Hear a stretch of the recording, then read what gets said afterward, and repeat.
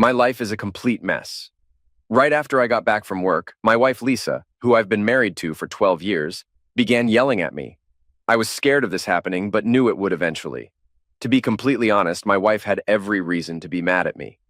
I was having an affair. However, to defend myself, she was also unfaithful, and she started it at least 6 months before I did. Even though I've known about Lisa's unfaithfulness for a long time, it seems like she just found out about mine. When I opened the front door, Lisa yelled at me, calling me a terrible name. From that moment, our conversation only got worse. Even though I could barely make out what she was saying, it was obvious that Lisa had found out about my relationship with another woman, and she wasn't happy about it. I couldn't find a way to interject or calm the situation, so I just stood there, silently staring at the ground, wondering how to escape if things turned violent. Once Lisa had cooled down a bit, she asked, "So, what do you have to say for yourself? Why shouldn't I just file for divorce?" I replied softly, "First off, I know you've been having an affair for the past 9 years, so I agree. Maybe we should get a divorce." "What? What's going on?" Lisa was shocked, her face turning pale. I reached into my briefcase and handed Lisa several photos I had brought. They revealed her affair. I wasn't sure how she'd react, but what happened next caught me off guard. Let me clarify, Lisa is very wealthy and could easily use her lawyers against me. However, instead of getting angry as I anticipated, she dropped the photos and began to cry. Then, with a look of deep pain and sorrow, she turned to me. Her next words completely surprised me. "I don't want to divorce you. I love you." Then she hurried to our bedroom. Her response left me stunned and even more puzzled than usual. Lisa is the most beautiful woman I've ever known. I never imagined, not even in my wildest dreams, that we'd end up together. And when we did get married, I expected Lisa to grow tired of our relationship and leave me within a year or two. In our marriage, there was this funny thing about Lisa's family being super rich and insisting on a prenup. Naturally, I agreed, but there was one clause that almost made me walk out. Lisa wanted it in writing that we wouldn't have any kids, and after some thinking, I went along with it. But by the end of this tale, I ended up with 4 children. Can you believe how messed up my life is? Let me give you some background. Lisa Gravois is my wife, and I'm David Todman. She didn't take my last name because her family runs a top-notch perfume company, Gravois Scents, and her name is a big deal in that world. Since she's a part owner, it made sense for her to stick with her maiden name. I wasn't thrilled at first, but it's worked out okay over the years. Because we kept our own last names, a lot of folks don't even realize we're married, which gives me some privacy. I wasn't kidding when I said at the start of this story that I couldn't believe Lisa chose me. She's drop-dead gorgeous, always has been. Lisa's tall, almost 6 feet, with long black hair and these stunning blue eyes. She's got the body of a model with slightly bigger breasts. Actually, she did some modeling when she was younger. I'm not too shabby myself, but I'm no movie star. I'm a bit over 6 feet with sandy hair, and I try to stay fit. But compared to Lisa, I always felt like she was way out of my league. I met Lisa at a party hosted by my college roommate and his wife in the Hamptons. He was a successful commodities trader, and his wife Beth was close friends with Lisa from their time at Vassar. When I was introduced to Lisa, I was really impressed, like every other guy in the room. All the single guys and even some married ones were captivated by her. But she was way above my league, so I started chatting with other single women at the party. A friend once advised me to stick to dating girls in my league, or maybe even lower leagues, to avoid wasting time on someone who's not interested. It might sound like a cowardly dating strategy, and I don't completely follow it, but I do have my own version. I categorize women based on whether I think they're out of my league or not. Why bother pursuing someone who will reject me anyway? I like to keep it real. Unless there's a girl who's clearly out of my league but known to be easy, then I might give it a shot. But that night, Lisa seemed to be constantly near me. At first, I thought it was just coincidence, but after a few times, it was obvious she was into me. It was flattering, but also uncomfortable. I figured she was just slumming it, and when she got bored, she'd move on. I wasn't keen on being someone's project for the month. Maybe that was her plan, but I didn't let it get that far. Yet after that party, Lisa kept pursuing me. I'm not bad-looking, but why would Lisa Gravois be interested in me? I'm just a software salesman. Don't get me wrong, I'm good at what I do. After 4 years with the same company, I was one of the senior sales directors, making a decent mid-5-figure salary. But compared to Lisa's $40 million a year salary without bonuses, I felt like she was just toying with me. Maybe my lack of interest motivated Lisa, but eventually she convinced me. It took her 4 weeks to persuade me to go on a date with her. 6 months passed before we slept together, and a little over a year before we tied the knot. Our wedding was ridiculously extravagant. There were 600 guests, and rumor has it that it cost about $6 million. But to one of the Gravois heirs, that's just a drop in the bucket. Naturally, her family insisted on a prenuptial agreement. I know it was hard for Lisa to ask me, but I didn't mind. I understood why it was necessary, and besides, I made a decent salary myself, so I wasn't interested in her money. When I agreed to sign, Lisa was thrilled. She explained that her family would disown her if she married me without one, but she made it clear that she was going to marry me no matter what. Still, I couldn't help but wonder how long the marriage would last. According to the prenup, if we divorced before 3 years, I'd only get $500,000. I was shocked. I had never heard anyone say only before $500,000, but it got even better. For every year we stayed married, after 3 years, I'd receive another $500,000 or a share based on the percentage of the year we were married. In case of divorce, neither of us could claim the other's assets. But the best part was knowing that I got to be with the most beautiful woman in the world. And if things went south, I'd walk away with at least $500,000. Of course, the prenup also stated that we both agreed not to have children. Although I eventually accepted that condition, Lisa's parents weren't happy about it. But Lisa wasn't close to her parents. She claimed they favored her brothers and that they only saw each other during board meetings. Besides, she had already fought with them about having children years ago. It's no surprise we didn't see much of them over the years. And when they did visit, it was uncomfortable, especially for me, because they looked down on me. The initial 3 years of our marriage were fantastic. I genuinely felt loved by Lisa during those happy times. However, shortly after our 3rd anniversary, I uncovered Lisa's infidelity. Our marriage was quite unusual. Lisa's job required her to travel extensively. I'd estimate she was away about 1 week out of every month. In the early years, I joined her on her trips whenever possible. There were occasional stretches where she'd be home for 5 or 6 weeks in a row, but those were rare. Yet, whenever she returned, our intimacy was intense. My realization of Lisa's affair began with a newspaper photograph. Due to her status, she often appeared in the society pages. So I made a habit of checking that section daily. One day I glanced at a picture from a party in Paris and almost missed it. It took a magnifying glass to confirm my suspicion. In the background of the photo, I saw someone resembling Lisa. With the magnifying glass, I confirmed it was her. Now, you might ask, what's the big deal? It was significant because at that time, Lisa was supposed to be in Japan, handling business matters for the company. Sure, there could have been various reasons for her being in Paris, yet I couldn't understand why she'd change her plans without informing me.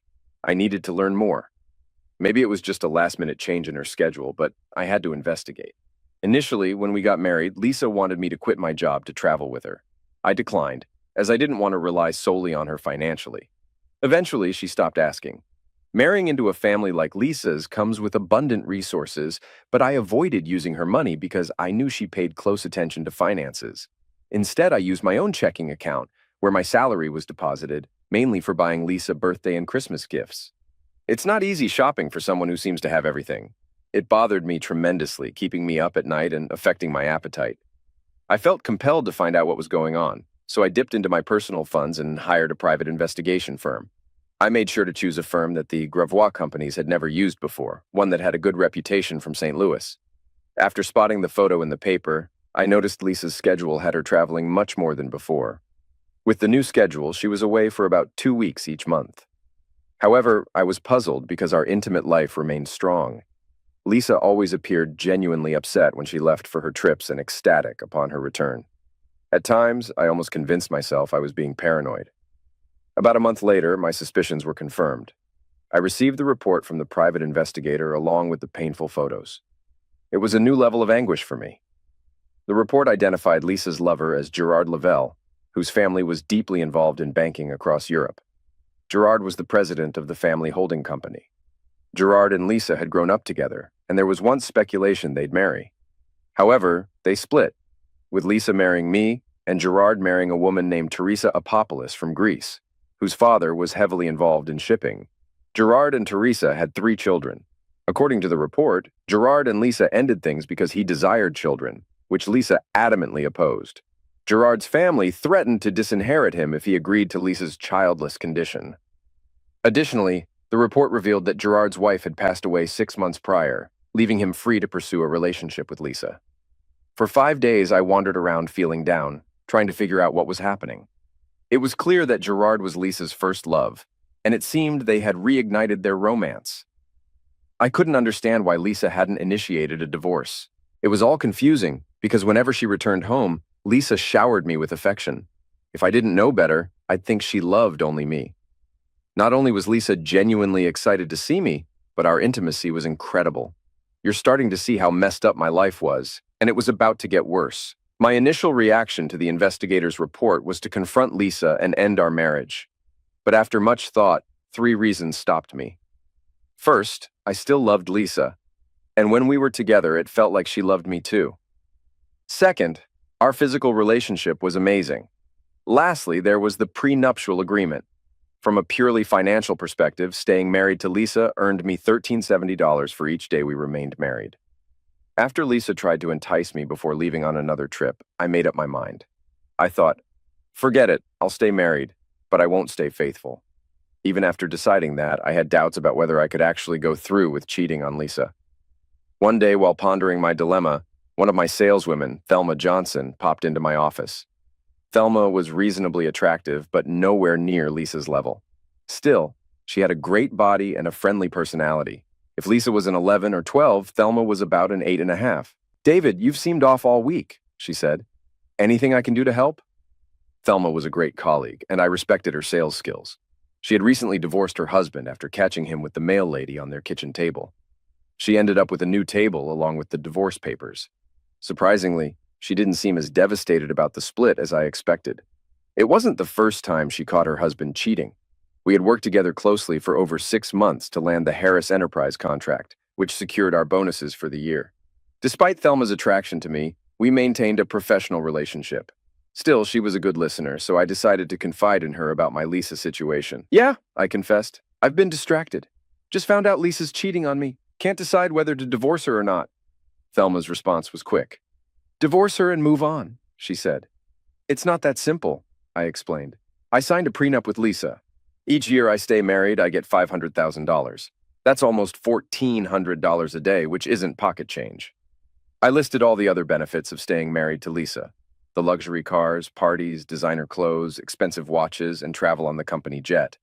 Thelma acknowledged it was a significant consideration. She promised to think it over and let me know if she had any insights. The next day, Thelma walked into my office and shut the door. "I might have a solution for your problem," she said, taking a seat across from me. "What do you think I should do about Lisa?" I asked. "I think you should stick with her," Thelma replied, adding, "but with some changes." "What kind of changes?" I inquired, smiling. I expected her to suggest I stay married and cheat on Lisa. While I was leaning that way, I hadn't fully committed to the idea. Despite still caring for Lisa, her betrayal hurt, and I struggled with it. But Thelma's suggestion caught me off guard. "I suggest you remain married to Lisa but have an affair of your own," she proposed. I raised my hand to pause her.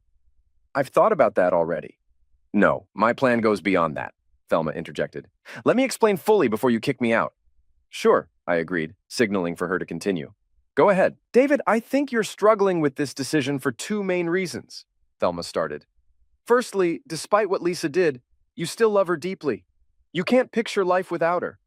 And secondly, while you've considered having affairs, it doesn't fulfill a crucial desire of yours. You've mentioned wanting children. Having affairs won't satisfy that longing. Sure, you could get someone else pregnant, but that would complicate things and likely end your marriage with Lisa." "I agree with all that," I chimed in, "but I'm not seeing how it helps me solve my dilemma." "I believe I can offer a solution," Thelma said, smiling warmly. "What? Are you suggesting you become my mistress?" "Technically, yes," she replied with a sly grin, "but I have something more in mind." "I'm not sure about this," I said, feeling uneasy. "Let me explain," Thelma urged. I nodded, signaling for her to continue. "You've known me since before you and Lisa got married," Thelma went on. "You may feel Lisa married beneath herself, but I never saw it that way. She's lucky to have you, and she's foolish for risking losing you. But since Lisa's being foolish, I'm not passing up this opportunity. My dating history's been a disaster. I had doubts even before I married Fred last year. I sensed we weren't right for each other, but he seemed kind and loving at first. It wasn't until after we wed that I realized he was controlling and unfaithful. I nodded, allowing Thelma to continue. I've always had feelings for you, but it seemed like you weren't interested in me romantically. We've been close friends for years, but you never saw me in that light. I accepted that and knew I couldn't compete when Lisa entered the picture. But now, with Lisa's actions, there's an opportunity, and I want to explore it before it's gone. So far, Thelma hadn't explained how her plan differed from just being a mistress. You mentioned wanting two things, dealing with Lisa and having children. Lisa's betrayal hurt you deeply and you want to get back at her. Plus, even though you haven't talked much about it, you clearly want kids. I can offer both. After my awful marriage, I swore off getting hitched again. But I really want kids. So here's my proposal. I become your mistress and have your children. I know you don't love me like that, but I think you care about me. We'd keep our affair secret so you can stay with Lisa while I have our kids. It's a win-win. Thelma's proposition shocked and intrigued me. It was messed up, but I liked the idea. Yet I saw potential problems and started listing them. First off, thanks for the offer, I said gratefully. I'm flattered, and it's more generous than I could have expected. But there are issues. Finances would be complicated, then raising the kids, their last name, and what if you decide later on that you want to tie the knot? I see the same issues, Thelma admitted, but let me try to tackle them. For money, I own my own place. I suggest we split kid expenses. Your name goes on the birth certificates as the dad, but for now, they'll use my last name. I don't plan on marrying again, but who knows? So, let's draft a contract. It includes a clause letting either of us bail with 6 months' notice. If I remarry, you decide custody. If you end it, I get the kids, but you can visit. Either way, you're still recognized as the dad. We sat there, mulling over Thelma's proposal. Finally, I spoke up. I'm intrigued, but not ready to commit. Let's go on some dates to see if we click. Thelma agreed, and we started going out. First, dinners and dancing, then dinner and shows. I enjoyed her company. She was funny and warm. Beats waiting at home for Lisa's return from her trips. On our 5th date, we got intimate in the car. After our 6th date, Thelma suggested, "We're great on dates. Let's test the waters in bed." To me, Lisa and Thelma are both great, but different. We hooked up 2 more times before I headed home. Surprisingly, I didn't feel guilty about cheating on Lisa. Being with Thelma somehow boosted my confidence. The next day, Thelma came into my office beaming. After shutting the door, she leaned over my desk and planted a passionate kiss on me. "Last night proved we're compatible, so what's the next step?" I grinned widely. "Find a lawyer not tied to our companies. Have them draft an agreement, then we'll take it from there." Thelma's smile widened. "I know just the guy, my brother Tim. He's close to me, knows I'm a bit erratic, and warned me about marrying Fred." Off Thelma went, and I returned to work. As days passed, I thought less about the plan. Since Thelma didn't bring it up, I figured she might have had second thoughts. I wasn't going to push the issue. Plus, I leaned more towards just divorcing Lisa and taking the financial hit. It'd still be better than what most men face in divorce. Many deserve it, but some wives are the real culprits. In my case, at least, I'd come out with a good chunk of cash. 2 weeks later, Thelma walked into my office and closed the door. She placed the completed agreement on my desk. "Take your time reviewing it, make any changes you want. If we're both okay with it, we'll sign in front of my brother, who will arrange witnesses and a notary." I was taken aback because Thelma hadn't mentioned the proposal since our night together, and we hadn't gone on any more dates. I thought the idea had fizzled out. But there it was, the agreement, sitting on my desk. It's amazing how quickly I found myself considering the idea of having Thelma as my mistress and having kids with her again. Thelma's brother covered everything thoroughly, even things we hadn't thought about. One thing that stood out was what would happen to the kids if something happened to either Thelma or me. That sent a shiver down my spine. Tim's solution was clear-cut. If Thelma passed away, Tim and his wife would raise the kids if I stayed with Lisa. If I wanted to acknowledge them later, they'd be mine. If I chose to stay with Lisa, I'd still have full access to any kids Thelma and I had. If they didn't already know, they'd be told I was their dad. If I passed away, the kids would take on my last name, and my estate would go to them, managed as a trust until they turned 25.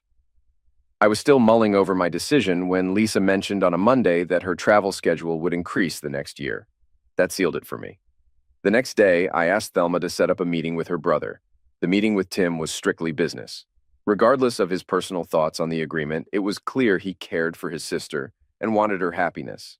"David, you're one lucky guy," Tim said, shaking his head. "I've seen pictures of your wife, and she's stunning. And my sister's no slouch either. Man, I'm jealous." I chuckled at Tim's words, but Thelma shot him a look. "Tim, Gloria's beautiful, and you're lucky to have her."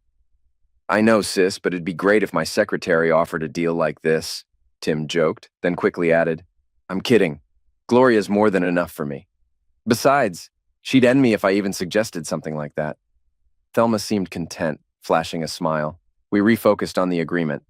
One clause outlined scheduling our intimate moments for when Lisa was away, but we adjusted it early on to align with Thelma's fertile days. That first night, Thelma looked stunning in her teddy. Her figure was curvy and inviting. Both of us were eager. At work, Thelma and I remained strictly professional. She informed others that she was done with dating and planned to conceive through artificial means.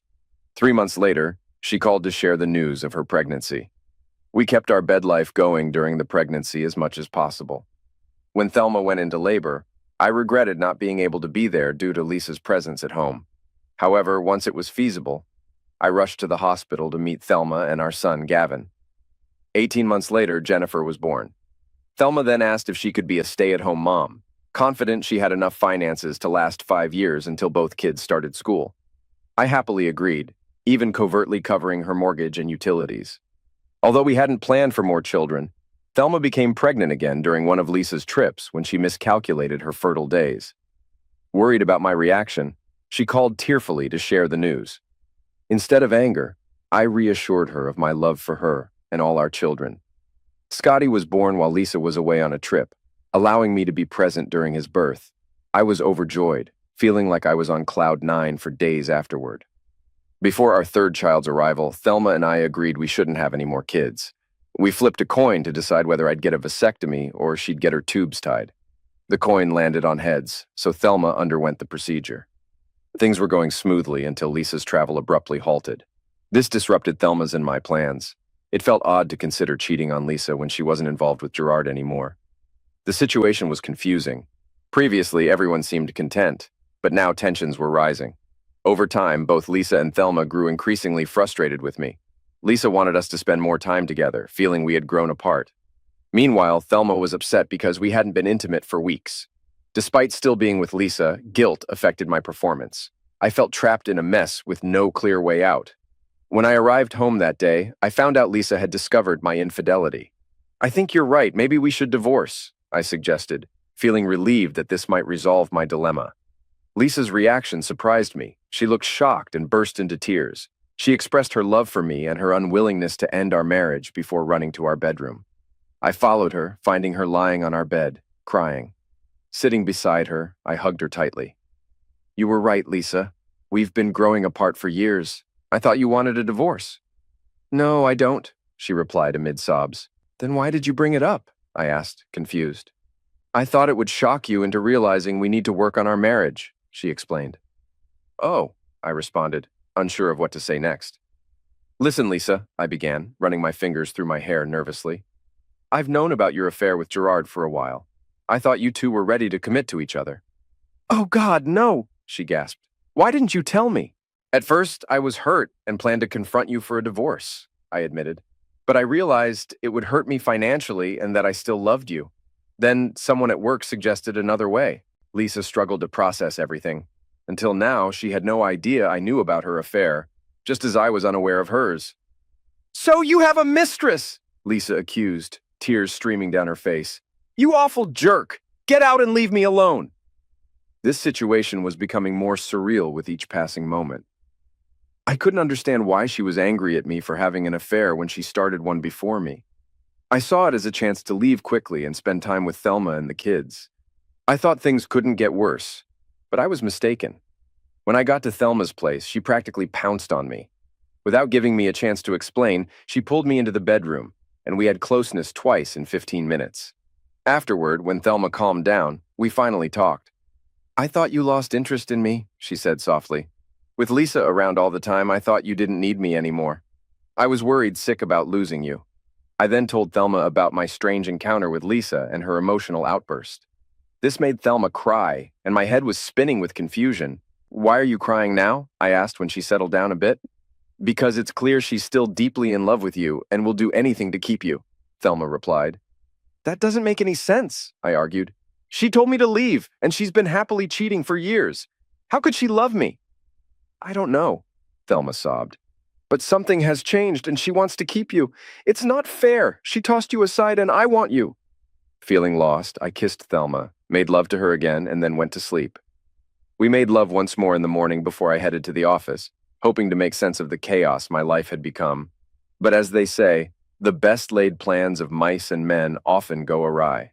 That became clear when I found Lisa sitting in my office, looking unhappy. "Good morning, Lisa," I greeted cautiously. "I don't recall you ever coming to my office before. So why are you here today?" "You know why I'm here," Lisa snapped. "We need to talk about your affair." I quickly closed the door and sat down. "All right, what do you want to talk about?" "First off, who is she?" "Her name's Thelma Johnson. She used to work for me." "Wait, did you hire someone to follow me?" "No, a friend of mine saw you kissing her in a restaurant the other day. They tried to follow her after you kissed her passionately, but lost her." "Are you planning to keep seeing her?" "Oh boy," was all I could muster. "Well, are you?" "Lisa, you're not going to like what I have to say, but you need to hear it. After I spill everything, I think we'll both agree it's time for a divorce." Sadness washed over Lisa's face, but she nodded. "If you hadn't stopped going on your trips, we wouldn't be having this talk," I started. "What do my trips have to do with this?" Lisa asked sharply. "I already told you I knew about your affair," I said bluntly. "You meet up with Gerard during your trips. So, while you were away, Thelma and I got together. You know, what's good for the goose is good for the gander." My attempt at humor didn't land. "I decided since you were cheating, I could too. I tried to keep it too when you were away, but we had extra sessions when Thelma was fertile so she could get pregnant." "You have a child!" Lisa shouted, jumping up. "Lower your voice and sit down," I insisted. "No, we don't have one child, we have 3. You know I always wanted kids and you didn't." After spending what felt like forever trying to get Lisa to respond, she finally said, "I need some time to think about all of this." With that, she got up and left. I figured it wouldn't be long before the company lawyers had the divorce papers ready, maybe a day or two. During that time, I decided it was best not to risk Lisa's anger, so I stayed with Thelma. That night with Thelma was a relief, and yeah, we had a wild time, and yeah, I enjoyed every moment of it. But the next morning, I got a call from Lisa at my office. I thought she was just calling to inform me about the divorce papers, but what she actually said was the last thing I expected. She wanted to meet Thelma and my kids. "Listen, Lisa," I took a firm stance. "I get that you're mad at me, and we can debate whether it's justified. But I won't let you involve my kids in this mess, and I definitely won't let you mistreat them or Thelma."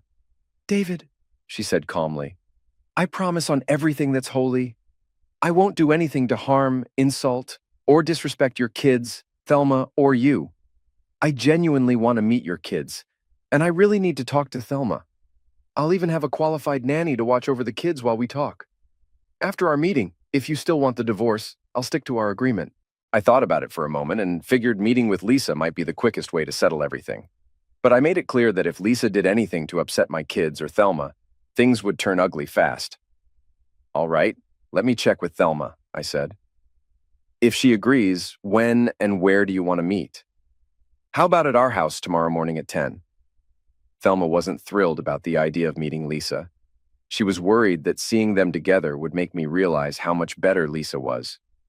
I just brushed it off and told her it was the quickest way to get the divorce done and dusted. The next day, I drove Thelma and my 3 kids to my house with Lisa. Thelma seemed overwhelmed by the size of the estate, but the kids were thrilled about the swimming pool, game room, and ice cream bar I promised them. Instead of walking in as usual, I rang the bell. It was surprising when Lisa answered the door, as there were usually servants around during the day to do that. "David," Lisa greeted with a smile, "you don't need to ring the bell to come home." I wasn't sure what kind of welcome I'd get, I admitted timidly. Lisa introduced us to Helen, the nanny, who seemed friendly. "Helen will take the kids to the pool. We'll be in the kitchen, where you can keep an eye on them." In the kitchen, Lisa offered us drinks. I wanted a scotch, but opted for Pepsi given the circumstances. Thelma chose water, while Lisa poured herself wine. I couldn't help feeling it was unfair. If I'd known there would be alcohol, I would have ordered differently. "Thelma," Lisa began, "David told me you've been together for about 8 years?" "We've spent as much time as we could," Thelma replied nervously. "David insisted we only meet when you were away on trips, but he'd often stop by for an hour or two to see the kids and attend their events." Lisa shot me a strange look. "So, you've been happy with David? Don't you want a full-time husband?" David is the best man I've ever known, Thelma asserted. He's a better husband and father part-time than most men would be full-time. So I'm content with whatever David is willing to give. I understand, Lisa said, wiping away a tear. She turned to me. Would you mind checking on the kids so Thelma and I can talk in private? I glanced at Thelma, who looked really nervous, but she gave me a nod. Since I had the day off, I was in shorts, so I kicked off my sandals and sat by the pool, watching the kids splash around. I couldn't help but wish Lisa had wanted kids and hadn't cheated on me. Occasionally, I peeked through the kitchen window. At first, it seemed like Lisa was doing all the talking. Then Thelma spoke, and Lisa started crying. They went back and forth, and Thelma seemed to be writing something. Eventually, they hugged each other, both in tears. Lisa then opened a slider and called me back inside. I felt a bit hesitant. Once indoors, I was told to sit in the same chair. I wondered if they still had drinks, but didn't ask. David, Thelma began, holding my hand. We've reached an agreement. Okay, I said cautiously. Is it something I won't like? We'll let you decide, Lisa said. Our agreement is to share you. Talk about a shock. I had come expecting to sort out the divorce details with Lisa. Now I was being told that both women wanted to share me. I'm not sure about this, I said, moving my chair back a bit. Lisa, you cheated on me for nearly 9 years, and yes, I cheated on you for about the same time, but you started it. I don't get why you don't want to be with Gerard all the time. If you divorce me, you're free to do that. Lisa began to cry, and Thelma punched my arm. Why'd you hit me? I asked, more confused and a little irritated. Because Gerard is dead, Thelma said. Oh, I'm sorry, I muttered. I didn't know. David, you're right. I cheated on you, Lisa admitted. Gerard was my first love, and I didn't get over him until I met you. He broke up with me when I told him I didn't want any children. I was crushed by his decision, but I refused to back down. About 3 years after we were married, I ran into Gerard on one of my trips. His wife had died, and he was devastated. I wanted to be there to help him through his difficult time. He had truly loved Teresa. Anyway, one thing led to another, and we started our affair. Yes, I did love Gerard, but I loved you every bit as much as him, maybe more. At the time of Gerard's massive heart attack, he was pressuring me to divorce you and marry him. I told him that there was no way I was leaving you. I loved you too much. Now I couldn't stand it if you left me, David. And I know you still love me, even though you've had a family with Thelma. So you know that it is possible to love two people at the same time. I realize now that I can't have you all the time, but I, like Thelma, want whatever you're willing to give me. I exhaled heavily and slouched in my chair. While some guys might dream of this scenario, all I could see was potential trouble. Every fiber of my being screamed that two women wanting the same man was a disaster waiting to happen. I looked from Lisa to Thelma and then back again. Both women's eyes held hope and fear. So I decided to act clueless. How exactly would this work? I inquired. Thelma then took out a notepad and went over the plan. The agreement was pretty detailed, but the main points were that Lisa would stay in the main bedroom, while Thelma and the kids would have the other part of the house with 3 bedrooms and 2 bathrooms. I'd spend Monday, Wednesday, and Friday nights with Thelma, and Tuesday, Thursday, and Saturday nights with Lisa. Sundays, I could sleep wherever I wanted. Just because I'd sleep with one woman didn't mean we'd always have closeness. That would be up to each couple. But if one of them wasn't up for it, I couldn't go to the other. There were more rules, but that was the gist of it. I said I needed time to think. I wasn't sure about the whole thing, but both of them said it was either sharing or nothing. I wasn't entirely convinced. I thought maybe one of them would want me full-time. But then I started worrying.